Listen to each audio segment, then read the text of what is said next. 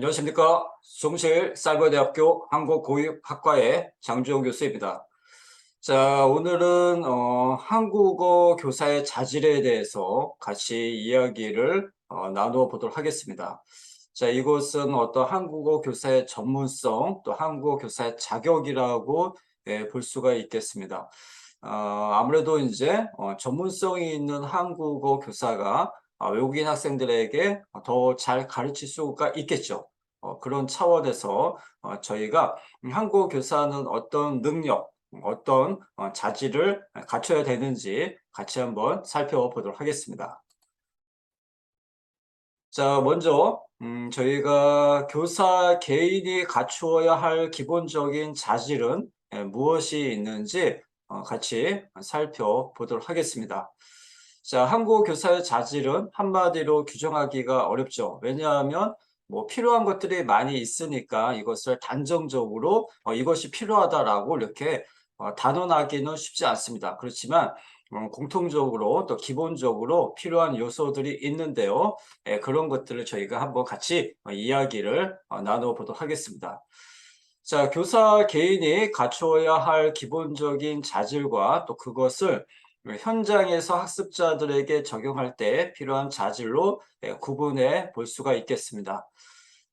그래서 어떤 한국어 교사 개인이 스스로 갖추어야 될 기본적인 자질, 그리고 또 중요한 것은 교실 현장이죠. 교실 현장에서 외국인 학생들을 만났을 때 그 학습자들에게 적용할 때 필요한 자질은 무엇이 있는지 이런 것들을 저희가 살펴보도록 하겠습니다. 자, 먼저 교사 개인이 갖추어야 할 기본적인 자질은 한국어 이해와 사용 측면이라고 볼 수가 있겠습니다. 당연히 이제 한국어 교사니까 그 대상은 한국어가 되겠죠. 그렇기 때문에 한국어에 대한 충분한 이해가 이루어지고 그것을 잘 사용할 수가 있어야 되겠습니다. 뭐 당연히 한국 사람은 한국어를 잘 사용할 수가 있겠죠. 그렇지만 한국어를 단순히 사용할 수 있는 것과 그것을 체계적으로 외국인 학생들에게 가르치는 것은 또 별개거든요. 그래서 저희가 그냥 단순히 한국어를 사용할 수 있다고 해서 한국어 교육을 할 수 있는 것은 아닙니다. 교육적인 관점에서 학생들에게 쉽게 가르치기 위해서는 교수법을 또 알아야 되고 또 어떻게 한국어를 가르쳐야 되는지 또 어떤 걸 가르쳐야 되는지를 교사가 그거에 대해서 명확한 이해가 필요합니다. 자, 교사의 언어는 학습자가 배우고 닮아가는 텍스트가 되기 때문에 교사는요, 한국어에 대해 올바르게 이해하고 사용할 수 있어야겠습니다. 일단은 한국어 교사는 한국어 문법을 정확하게 이해하고 알고 있어야 됩니다. 한국어 교사가 한국어 문법을 모른다라고 했을 때는 제대로 한국어를 교육할 수가 없습니다. 그래서 기본적으로는요, 한국어 문법에 대해서는 명확하게 알고 계셔야 됩니다. 그래서 선생님들께서도 그 한국어 문법 책 한 권 정도, 한 권 정도는 꼭 마스터를 하셔야 됩니다. 그래서 그 내용을 토대로 또 알고 있는 것과 가르치는 것은 다르기 때문에 그 내용을 또 어떻게 학생들에게 쉽게 전달할지를 또 연구를 해야 됩니다. 자, 한국어 교사는 지역어 화제에도 무방하지만 표준어도 구사할 수 있어야 됩니다.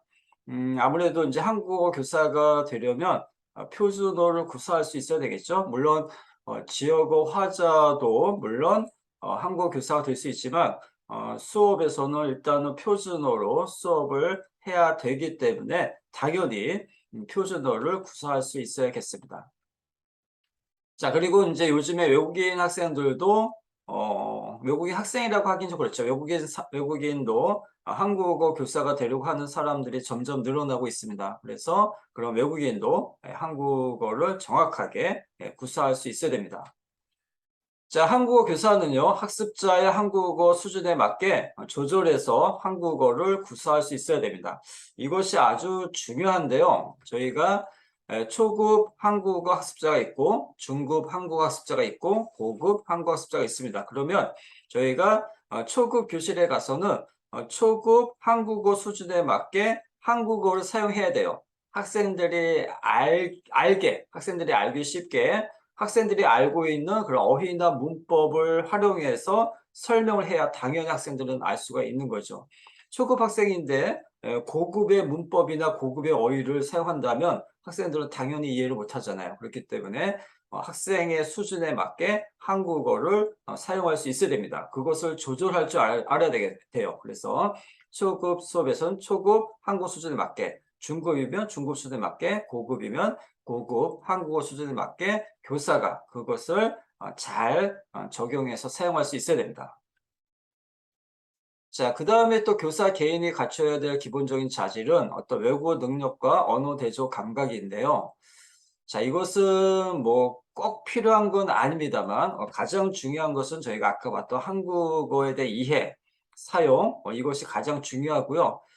그리고 좀 부차적으로 어떤 외국어 능력, 언어 대조 감각이 있으면 아무래도 학생들의 어떤 어려운 점, 불편한 점, 학생이 힘들어하는 부분이 무엇인지 이런 것들을 공감할 수가 있겠죠. 그러다 보면 그런 부분들을 교사가 잘 또 이렇게 지도를 해 줄 수 있기 때문에 학생들에게 도움이 될 수는 있습니다. 그래서 한국 교사가 꼭 외국어를 잘할 필요는 없습니다. 뭐 영어나 뭐 일본어, 중국어, 프랑스어 이런 것을 꼭 잘해야 한국 교사가 되는 것은 아닙니다만, 그래도 외국어를 잘할 수 있으면 학생들을 가르칠 때 도움이 되긴 합니다.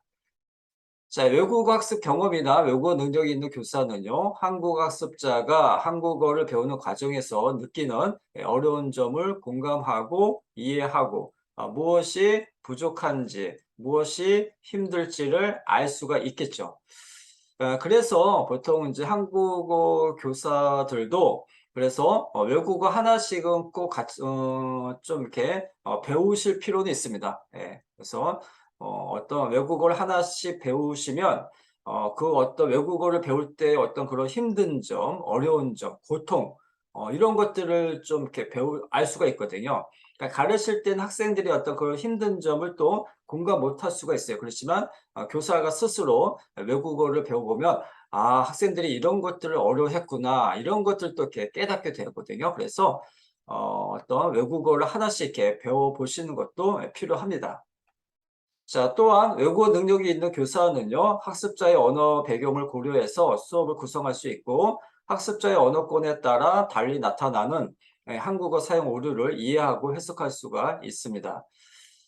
그래서 어떤 외국어 능력이 있는 한국 교사는요, 어떤 학생들이 뭘 많이 틀리는지 이런 것들을 잘 알 수가 있죠.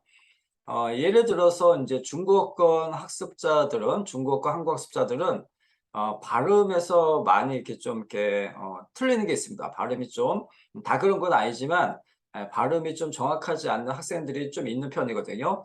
그것이 왜 그러냐면 자, 중국어 발음이 이렇게 혀를 많은 게 많습니다. 그래서 뭐 워스 장준롱 이렇게 혀를 많이 말아요. 그렇지만 한국어는 혀 말지를 않거든요. 그냥 안녕하세요, 감사합니다 이렇게 혀를 말지는 않습니다. 그래서 이제 중국어권 한국 학습자들이 그래서 한국어 발음할 때도 그 모국어의 어떤 영향 때문에 자꾸 안녕하세요, 만나서 반갑습니다. 이렇게 자꾸 이렇게 혀를 말려고 하는 습관이 있기 때문에 발음이 조금 어색할 수가 있거든요. 그래서 중국어를 잘하는 한국 교사는 이제 그런 어떤 언어의 특성을 충분히 알고 있기 때문에 중국어권 학습자들을 가르칠 때 그런 부분에 대해서 신경을 많이 쓰고 그런 어떤 오류에 대해서 좀 미리 예방도 할 수 있고 그런 부분을 좀 잘 학생들을 지도할 수가 있습니다. 자, 그렇기 때문에 한국 교사는 좀 외국어 능력이 있으면 이것이 절대적이진 않지만 학생들을 가르칠 때 많은 도움을 받을 수가 있습니다. 자, 다음은 현장에서 학습자들에게 적용할 때 필요한 자질은 무엇이 있는지 살펴보겠습니다. 일단은 문화적 감수성인데요. 저희가 이제 다양한 문화권 학습자들이 이제 한 교실에서 만나서 수업을 받게 되죠. 그러면 이제 한국 교사는 어떤 그 언어도 가르치면 이제 한국 문화에 대해서 다루기 때문에 어떤 학습자들의 어떤 그런 문화에 대한 어떤 감수성 이런 것들에 대한 어떤 이해도가 높아집니다. 간혹 이제 한국 교사가 어떤 한국 문화의 어떤 좋은 점을 알려주려다가 어떤 이제 학생들의 거부감을 받을 수 있거든요. 그것은 어떤 이제 한국 문화의 어떤 좋은 점을 알려주려고 한 것이지만 또 받아들이는 학생들은 그것이 조금 불편할 수가 있습니다.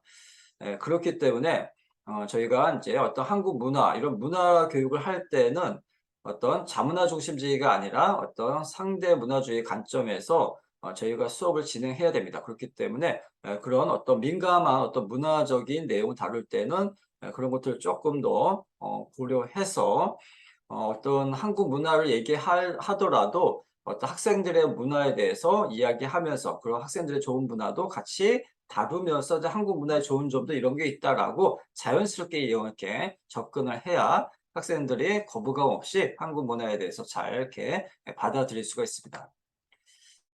한국 교사는 한국어와 함께 한국 문화를 다루기 때문에요. 일반 성인 수준 이상의 한국 문화에 대한 이해가 필요하고 한국 문화를 공부하려는 자세가 필요합니다.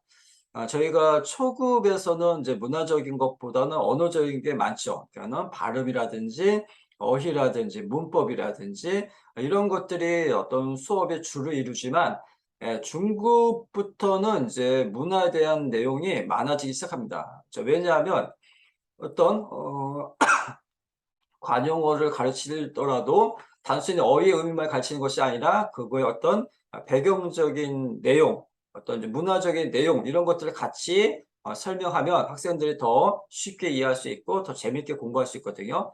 자, 이것이 이제 고급에 가면 더 그렇습니다. 예를 들어 속담 같은 것도 설명할 때 단순히 어휘나 의미를 설명하는 것을 그치는 것이 아니라 또 그렇게만 설명하면 또 이해가 학생들이 이해하기가 어렵거든요.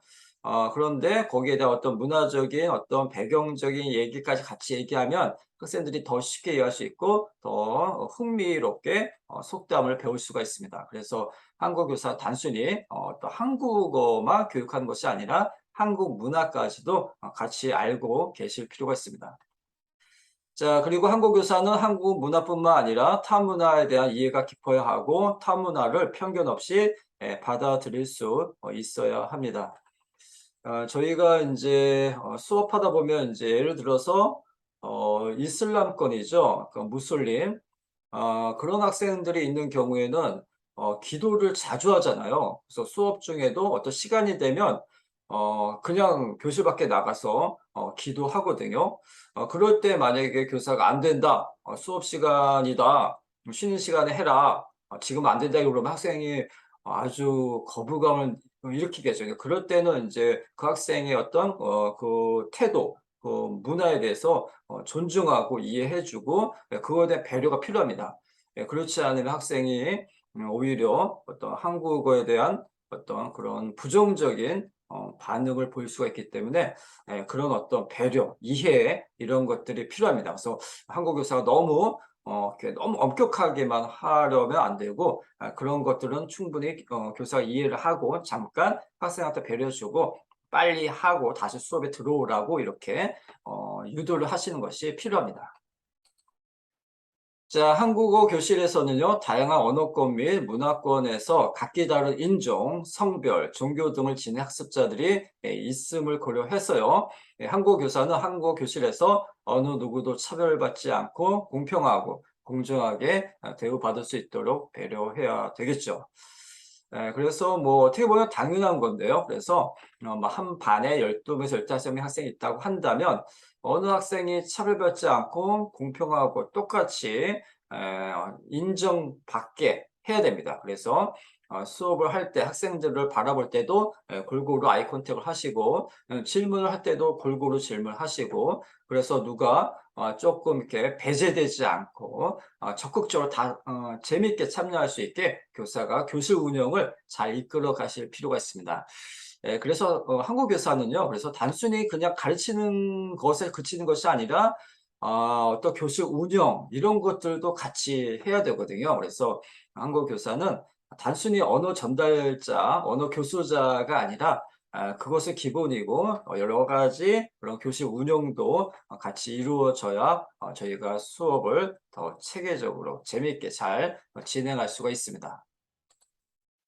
자, 그 다음에 또 현장에서 필요한 자질은요, 어떤 대인 기술 및 공감 능력도 중요하죠. 그래서 아무래도 이제 한국 교사니까요, 학생들을 만나야 되고 하죠. 그러면 한국 교사가 너무 소극적이고, 너무 조용하면 안 되겠죠. 한국 교사 좀 적극적이고, 학생들에게 자꾸 질문하고, 관심을 보이고, 자꾸 질문해야지, 교사가 자꾸 이렇게 소극적이고 내성적이면 그것은 이제 학생들과의 어떤 그런 교감 이런 것들이 아무래도 어려워지게 됩니다. 자, 그리고 이제 공감 능력, 그렇죠? 그러니까 어떤 학생의 어떤 입장을 이해를 해야 되죠. 어떤 학생이 어떤 행동을 했을 때 그것이 순간적으로 이해는 안 되지만 왜 그렇게 했을까? 그런 어떤 학생이 왜 그랬는지를 자꾸 이해를 하려고 하고 왜 그랬는지를 또 이야기를 나눠보고 이렇게 해서 자꾸 어떤 공감을 해서 그런 문제점이 있을 때는 그거에 대해서 학생에게 같이 상담을 하고 해야 됩니다. 그래야지 학생도 이해를 하고 자기가 뭘 잘못했는지를 깨닫게 되고 다음부터는 그런 행동을 또 하지 않겠죠. 자, 그래서 이제 한국 교사는 어떤 대인 기술, 공감 능력이 또 이렇게 필요하다라고 볼 수가 있겠습니다. 자, 한국 교사는 교사와 교사, 또 교사 학습자, 학습자 학습자라는 다양한 관계를 구축하고 유지하고 조절할 수 있어야 됩니다. 그래서 이제 또 예를 들어서 이제 이런 것도 있습니다. 그러니까 저희가 한 반에 12명, 15명 학생이 있으면 선생님들 생각에서 어떠세요? 모든 학생 다 친할까요? 15명, 12명? 그렇지 않습니다. 이거 보면은 물론 분위기 좋은 반은 다 친할 수가 있어요. 그런 반은 너무 좋은 반이에요. 그렇지만 대부분은 얘기하는 친구들만 얘기하고 또 얘기 안 한 친구는 한 학기 내내 10주 과정에서 별로 얘기 안 하는 경우도 많아요. 그 한 교실에서도. 그럴 때는 이제 교사가 그런 것들을 잘 관찰하고 자연스럽게 얘기할 수 있게 그런 것들을 좀 이렇게 수업 때 그런 어떤 기술이 필요합니다. 그래서 짝갈통이라든지 뭔가 이렇게 질문 대답할 때 그렇게 질문 대답할 수 있게 그래서 수업에서 자연스럽게 그렇게 어떤 이야기를 할 수 있는 그런 어떤 수업 운영이 필요합니다. 그렇게 되면 그 학생들이 수업 때 얘기했지만 또 자연스럽게 이어지면서 뭐 쉬는 시간이나 또 계속 앞으로 자연스럽게 이야기를 할 수 있는 기회를 갖게 되니까 교사는 그런 어떤 운영, 어떤 그런 운영의 묘미 이런 것들이 필요합니다. 자, 한국 교사는 학습자의 한국 능력이 부족하더라도 인내심을 가지고 지켜봐야 합니다. 그렇죠? 그러니까는 열심히 내가 가르쳤는데 학생이 그래도 자꾸 틀려요. 그럴 때는 교사도 약간 좀 인간이다 보니까 그런 데 있어서 조금 힘들 수는 있지만 좀 기다려줘야 됩니다. 학생이 할 수 있을 때까지 기다리고 계속 관찰하고 지켜보고 그다음에 또 계속 피드백을 해주고 하다 보면 학생이 어느 시점에 됐을 때는 잘할 수 있게 되거든요. 그래서 그런 어떤 잘 못한다고 해서 약간 짜증내거나 이렇게 하시면 안 되고 학생을 이렇게 이해를 하고 어떤 부분 때문에 틀리는지 어떤 부분 때문에 잘 못하는지를 교사가 확인하고 그런 부분을 채워서 학생들이 잘할 수 있게 음, 지도를 해줘야 되고 그리고 또 어느 정도 시간이 필요하거든요. 갑자기 또 잘할 수가 없기 때문에 그 시간까지 계속 인내심을 가지고 관찰하면서 지도를 해줘야 됩니다.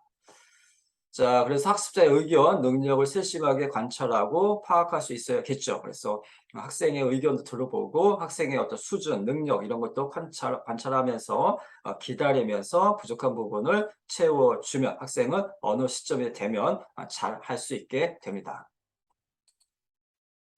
자, 그래서 오늘은 저희가 한국어 교사의 자질, 한국어 교사에게 필요한 자질은 무엇이 있는지 저희가 살펴봤죠. 그래서 일단은 교사 개인이 스스로 갖춰야 될 자질과 그 다음에 교실 현장에서 필요한 자질을 살펴봤습니다. 그래서 기본적으로는 이제 한국어에 대한 어떤 이해가 충분히 이루어져야 되겠고요. 그리고 이제 기본적으로 한국어 문법에 대해서는 한국 교사는 잘 알고 있어야 됩니다. 그래서 선생님들께서도 한국어 문법 책은 꼭 책상에 한 곳이 꽂아 놓고 수시로 참고하시면 좋겠습니다. 네, 자, 오늘은 그래서 한국어 교사 자질에 대해서 같이 공부했습니다. 오늘 수업을 여기까지 하고요. 또 다음 시간에 또 다른 내용으로 찾아뵙도록 하겠습니다. 네, 감사합니다. 안녕히 계십시오.